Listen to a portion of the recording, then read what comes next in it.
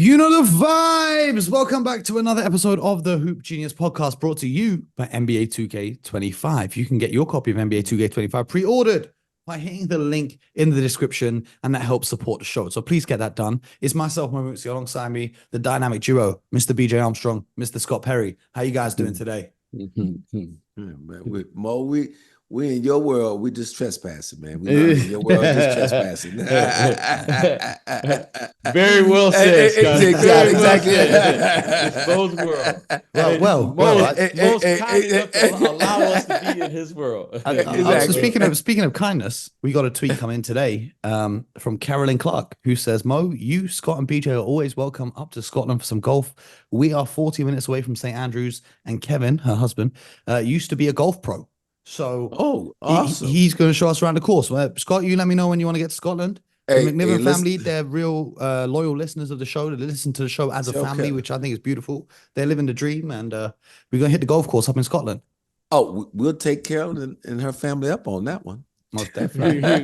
Most definitely. But on yesterday's episode, we talked about the Western Conference and which teams we see making a big improvement going into next year. And Scott, you had too many teams to talk about. So today we're going to focus on the Eastern Conference. So BJ, you were a little bit quiet yesterday. So I'm going to start with you. Which team in the East is making the leap this year? Oh, gosh. Let me get to our Eastern Conference. It's got to make a jump, right? We're talking about. And don't you dare say the Pistons. I'm gonna tell you that right now. They ain't going nowhere except 15th place. Okay. But Mo, you know, you did say it didn't have to be a playoff team. It's just a jump in games, right? Jump in position. They won 14 games this year. They might win 15 next year. I think the over and under the bet, I don't know if it was ESPN bet, I believe, but the Vegas is putting it at 24.5 for the Pistons. That's it. They can win 20. total. They can win 20. 24.5. It's a 10 game. Is that 10 games? They'll win 10 games. 10 game jump. Improvement. Yeah. Mm-hmm. All right. So I'm going to say this. I think the Knicks should win over 50 games this year. They won 50 on the dot for second place last season. Okay. So I think the Knicks will improve. Mm-hmm. That would be one. Second round, how far do you think they go in the playoffs? I think anything short of the conference finals is going to be it's fair game for them at this stage. Jalen Brunson left $100 million on the table. They better be in the finals. Well, I again, getting to the finals is tough, but I think this team is constructed to at the very least get to the conference finals. So I think they will improve in their 50-game mark. Toronto, I think, will improve this year. They won what? How many games did they win last year, Mo? 30. They didn't win the Raptors. They won 25 games. Okay, 25. I think they will improve from a year ago, and I can't say Detroit. I can't say Washington. I can't say Charlotte is going to improve. Brooklyn is clearly they're not in the trying to improve. One more year of Ben Simmons, then they're free. Yes, but they did sign Killian Hayes. I don't think the Bulls. I don't stop it, Mo. I don't think the Bulls. I'm gonna say. Mo thought we didn't notice that. Mo thought that was going unnoticed. I'm gonna say the Miami Heat. I'm gonna say the Miami Heat. Okay. I think the Miami Heat. You know what were they last year? They were in 7th or 8th place or something. They were 8th with 46 wins and 36 losses. Okay, so I know they're always trying to win. Last year, by all accounts, was a down year for them by their standards. I think they will. They were the 8th seed the year before too. Yeah, but last year didn't end right with Jimmy. Something didn't seem right last year with Jimmy Butler. Yeah. Well, when you decide that you don't really want to play the regular season, and it's hard for the playoffs to go the right way for you. Yeah, so I'm gonna say the Miami Heat will be my third team. Mr. Perry, who you got your eye on? He had one of the teams, and I'm gonna start with them. The New York Knicks, like the broadcaster, like the PA announcer says at the Garden. That's how that's his inflection in his voice. But the New York Knicks. Hit him with it again, Scott. Hit him with it again. He said, your New York Knicks. Okay. Man, I got to So- get back to New York. I haven't been to a game in the Garden since Melo was there. I haven't been to a game in Madison Square since Melo was playing for the team. The Knicks, and I'm in total agreement, conference finals. You know, they were in the conference semifinals the last 2 years, as a matter of fact. So conference finals, they've got all of the necessary ingredients to get there. The depth, you know, Randall's coming back, Mitchell Robinson's back, you know, Tibbs has his extension. Everybody's comfortable. You know, everybody got paid this offseason one way, shape, or form. I know Randall's still up for his extension, but look, the team, it is conference finals at minimum for this New York Knicks team, and they should win. And they should win more games than they did last year in the regular season. Even if they don't add another big to the squad, because if you look at the numbers, Isaiah Hartenstein was invaluable to them when in helping Jalen Brunson in those on-off minutes. Yes, the difference was staggering. Yeah, even if they don't add, but I still look, Precious Achiuwa is still floating out there. I can still see him returning there. Our buddy Mr. Armstrong has a center still that doesn't have a home yet, and Bismack Biyombo that could be helpful. And again, you know, Jericho Sims is there, been there for the last few years with the Knicks. He's athletic. He can buy them some time if there's an injury more in the short term versus the long term where it happened last year. So I'm not overly concerned about it. But again, Knicks conference finals at minimum has to be where this team is going to land this year. Second team, another team that was talked about a lot this summer, who's going to be competing. Don't say Philadelphia. I'm going to say Philadelphia 76ers. No, I'm putting the BJ, pressure. why on. that reaction? Why that Exactly. reaction? But here's what I'm telling you why. BJ, they got knocked out in the first round. What I'm saying is, at the very minimum, they've got to get to the conference semifinals this year. Otherwise, it's a total bust or disaster. No, so I'm saying no. They have to get to the conference finals. I know you're going to say minimum get to the conference, but they be in the second round or the first round every time. And Embiid is what? How old is he going to be? 31 now. His prime. I get it, but I'm saying, you know, we're talking about improving off last year. So I'm saying I picked the 76ers. At the very least, they got to be a conference semifinal team. I agree with you, Mo, that it will be viewed as a failure if they don't get to the conference finals. But for the sake of this question and this exercise, I'm giving them at least conference semifinals. If it's not that, then it's totally catastrophic if they're bounced in the first round again. And my last team. Wait. Before we get to the last team, BJ, why did you have that reaction to the Philadelphia 76ers? Last week, this week, in the month of July, my co-host Mo has made it clear the best ability is availability. That's a fact. I'm glad you learned the lesson. No. Unlike the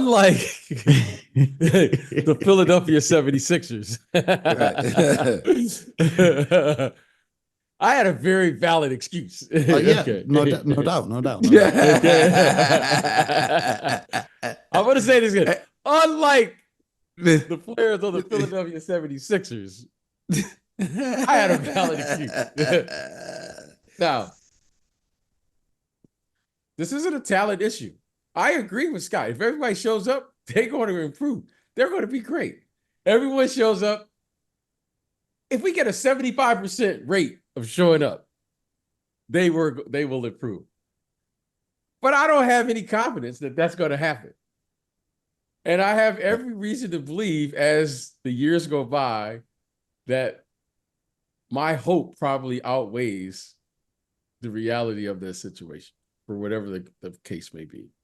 And that's why, I would ask my good friend, Scott Perry, I would say, hey, Scott,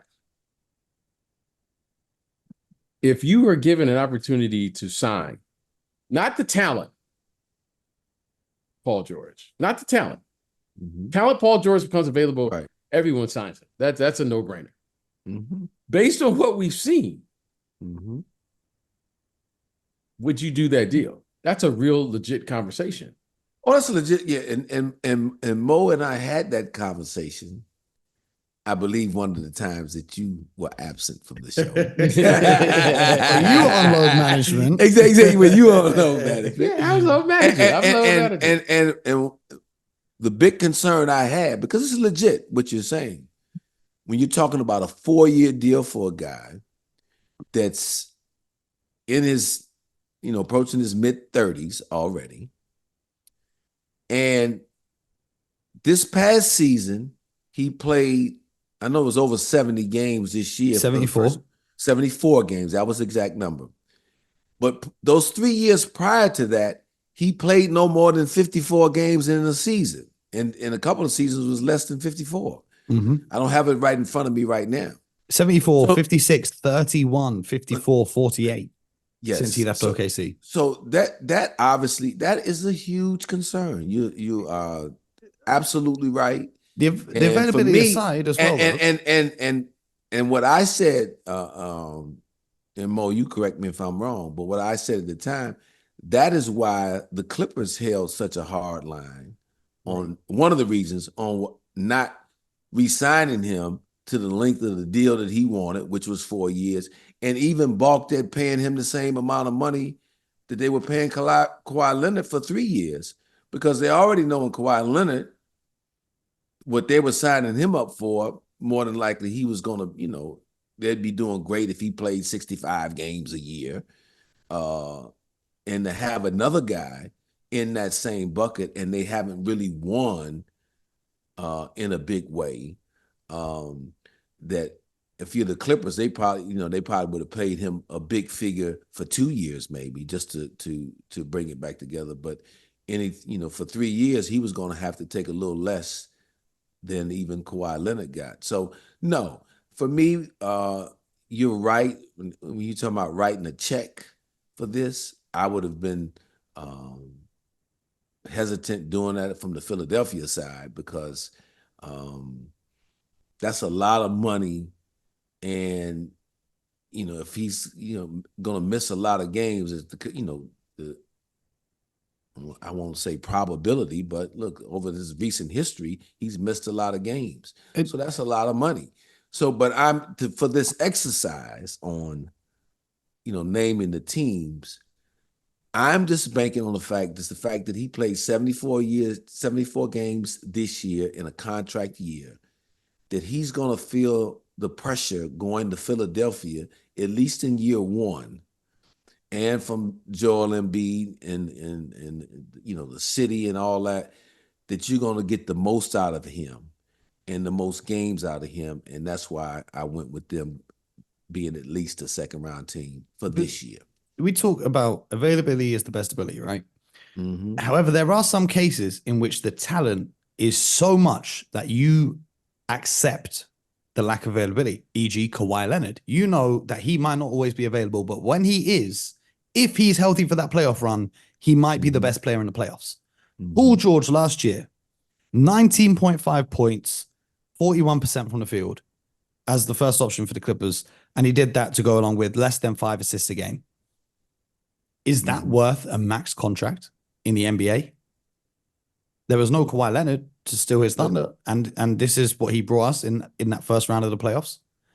That doesn't look to me like a max contract player who was playing out there. There's a whole lot of shows. I mean, this could be a whole show on talking about max contracts. There's probably a lot of players that haven't, quote unquote, earned a max contract, but because of the market and where teams are, a lot of teams now feel compelled to, just to get that kind of talent, they're going to overpay. Again, for me, for somebody like me, I never put myself in that bucket. My list of max contract players probably would be a lot fewer than some of my peers and some of the teams. So, I don't know the exact number of max contracts in the NBA right now. And look, I'm all for it for the players that go ahead and get out as much money as you can. But again, in my seat, I personally would not have paid a number of those max contracts just because my definition of a max player, to your point, Mo, is different, and I have a high standard for that. That max, if you're gonna be a max player, then I got to know again. We talked about the availability. Number one, that's huge. Number two, you got to impact winning to a level that at least I'm comfortable knowing I'm gonna minimally get to the conference semifinals. Mm-hmm. You're gonna have to be a draw, meaning that I'm gonna be selling out my building each and every night because of your presence on the team. See, that's the bar for me when you're talking about max contract player. But that has been skewed in today's NBA now based on a number of factors. Teams afraid of losing guys and losing that talent and just being comfortable of being in the middle versus doing what's right and really trying to win. So people are afraid to fall off. So yeah, we're going to sign this guy who's a very good player and kind of ride with that, knowing that only one team's going to win the championship each year anyway. And so anyway, I digress a little bit. I didn't mean to go on such a long soliloquy about max contracts, but you asked, so I had to give you. We appreciate the knowledge. Context. We appreciate the knowledge. Mm-hmm. So, and then I had to answer my man's question. So that's Philly for me. So I got New York, Philly, my third team. You got the Orlando Magic. Okay. Oh, wow. Didn't they win 40-something games? They were in the top 4. Yeah, 47 games. They finished in the 5th seed just by one loss. So what I'm Out saying of the to you 4th now, seed, Cleveland just beat them. And I looked at it from a playoff perspective. They got their feet wet in the playoffs last year. Mm-hmm. I expect them to get to the conference semifinals this year. See, I'm putting a lot of pressure on people this year. You go out, you do well last year, and they added to their team. I really like the addition of Contavious Caldwell-Pope for this team. He adds some defense, some toughness, championship experience, ability to space the floor, because if there was a weakness with this team was their perimeter shooting, he should add to that. And then I'm expecting Paolo to be a year better and a year wiser, Jalen Suggs, Franz Wagner. So I like this group, and I like the job that Coach Mosley has done with them. He has made sure that they understand that defense is hugely important to having success in this league. And so that is ingrained in this group and in this team now. So I'm looking for them to take a jump, not level off. You got to ascend. So go to that next round, Orlando Magic, be a conference semifinalist this year. So that is, those are my 3 teams in the East. BJ, anyone you'd add to the list of teams that are going to improve, get further in the playoffs or in the regular season? I really don't. To add to that list, Indiana, they're hovering around 50 games. Cleveland was hovering around 50. New York, if I remember correctly, you said was at 50. And I think it's going to be hard to improve on that. Maybe 5 games here or there, but I don't see them making a significant improvement. I don't see these teams going from 47 to 57 or 47 to 60 wins. Talking about Orlando or Indiana, Philadelphia. Listen, do they have the talent? Yes. Do I think they can sustain it over an 82-game season? No. So, but I mean, I agree with what Scott said about Orlando. I really think they should be improved. But experience has taught me it's much more difficult to play with expectations on you. I know Scott has made it clear that he's putting pressure and expectations on these teams. Last year, At least I didn't hear anyone saying they thought that Orlando was going to be in the top 4 or 5 in the conference. I didn't hear anyone at the beginning of the season. Now they are. Mm-hmm. I think I think they would even admit this probably privately that they are ahead of schedule with this group. So, but we'll see. There's a I team. don't. There's one team that I expected you guys to mention because your friend is the head coach, who's not been mentioned yet on this podcast, who lost in the first round last year, and you would expect them to go further, and that would be the Milwaukee Bucks, because the last couple of years Giannis has been injured in the playoffs and whatnot, but they went out and got Damian Lillard. They've got Giannis, who right now in the Olympics is looking like a monster. Tomorrow we'll be talking about the Olympics on that episode. But do you guys think, or the Bucks are going to be a first round team, second round team, conference finals teams? How are you looking at them? Well, before we get into the Bucks, I just want to go back to what BJ, when he mentioned both the Pacers and the Cavaliers. I think they're going to be very good as well. But because the Pacers went to the conference finals last year, I don't see them necessarily going to the finals this coming year. So that's why I didn't put them down. I think they're going to be good, and they're going to be in the mix for sure. And the Cavaliers went to the second round last year. And could I see them getting back to that level again? Yes. Do I see them as a conference finalist or finalist? As we sit here today, no. But look, once the season starts, my thought could change on that. We have some breaking news. Precious Achiuwa has re-signed with the New York Knicks. Mr. Scott Perry, talk to us. Talk to us. How you liking that move? Because you mentioned him about 10 minutes ago when we were talking about the Knicks. What's your immediate reaction to that news? It makes a lot of sense for both sides, really. I mean, obviously the market for Precious in free agency didn't work out maybe the way he wanted it to, where he could get a much longer term deal. What I've been hearing is it's probably a 1-year deal for the most money he could get, and that was there in New York. I believe it's for around $6 million. If that was the last thing I kind of heard being tossed around out here in the rumor mill, if you will. So I like it because now the point you made, even though he's not as big as Mitchell and he's not the same level of rim protector, he was there last season. He knows the system. He knows the players. They know him. Tibbs knows him now. So there's going to be a comfort level. And I thought he played very well when he was called upon last season, both in the regular season and in the playoffs. So I like it. And it gives him a chance to, play a year there and then maybe go out in the free agency next year and get a bigger deal or play well enough to where the Knicks want to retain him and keep him there on a longer term deal. So makes sense both sides, and just solidifies that roster that much more. Absolutely. BJ, any thoughts? No, I think that was a good pickup by the Knicks. I thought he played well, especially when he came over from Toronto. And I think this will give him an opportunity to increase his value in a winning situation. So I think this was a good move by him to stay there.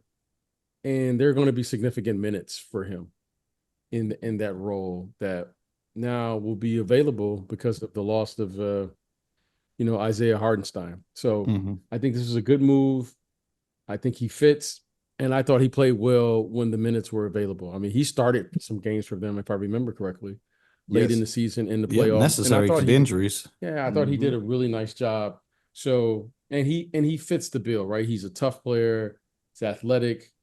And I always like it when you have, clearly if Mitchell is healthy, he will be the starter. But I think he gives them a different dimension.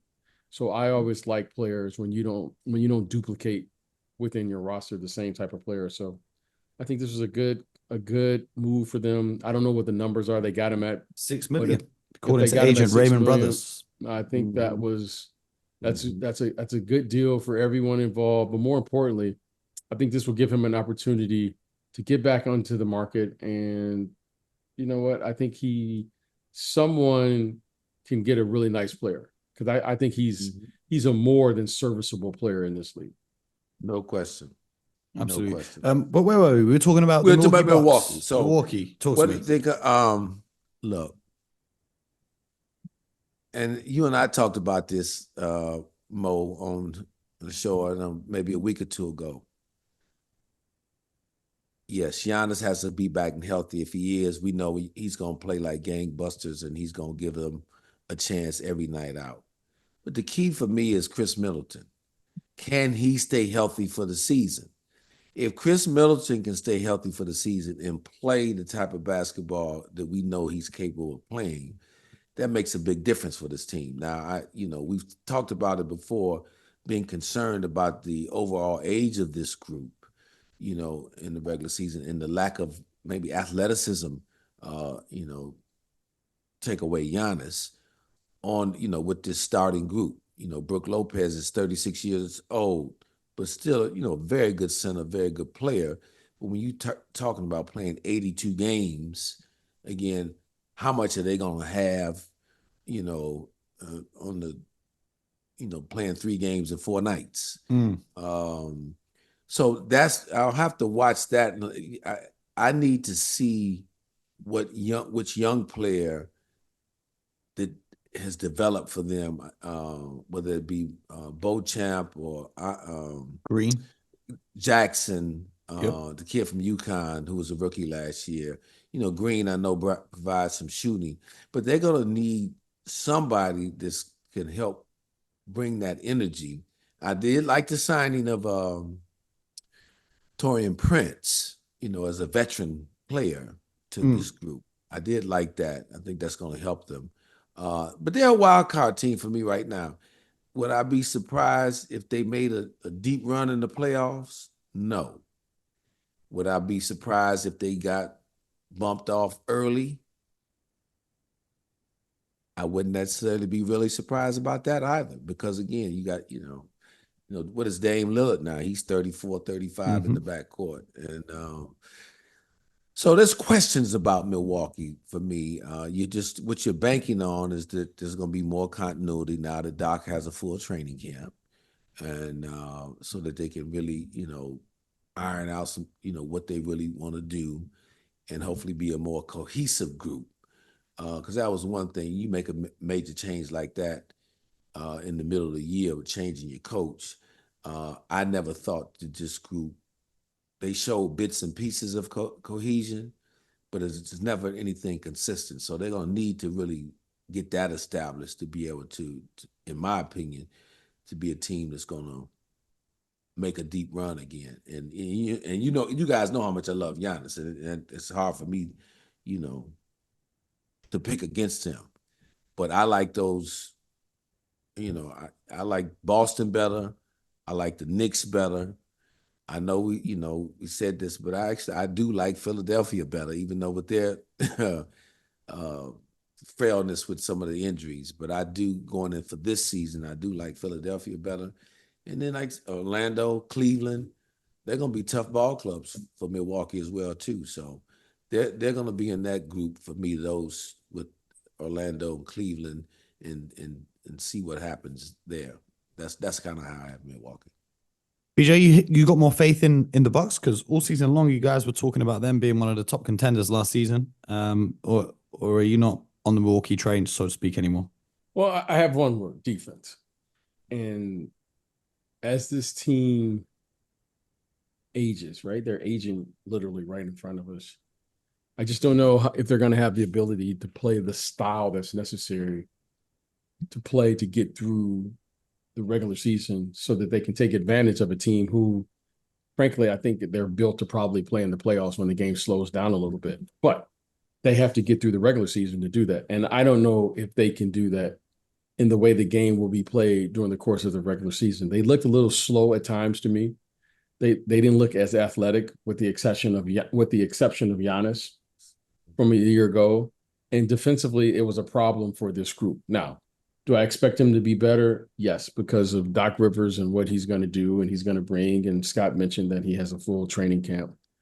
But I'm not convinced that this group, as it's currently constructed, that they have enough athleticism to play the way you're going to have to play. And those are very accomplished players. It's not taking away anything from the players that they currently have, but I think it's going to be very tough for them to play against more athletic teams. I think youth will be served. And right now, they're a little long in the tooth as a group. And but we'll see. I'm certainly they're going to be prepared and they're going to play hard and so forth and so on. And any team that has Giannis is going to be in the game. They're going to win their fair share of games. But overall, I just don't think they have the energy that's going to be necessary to be able to put forth to push it where I know this team wants to play. I mean, they're not coming there to get to the playoffs. They're coming there to, at the very least, get to the conference finals. And I'm not sure that they're better than any of those teams. Absolutely. Well, only time's going to tell. The NBA season is creeping towards us, and we've got the Olympics before then. And tomorrow we'll be breaking down everything from the Olympic basketball games. So make sure you tune in for that one. If you haven't yet, subscribe to the show on YouTube, Spotify, or Apple. And most importantly, until next time, you guys know what it is. Get buckets.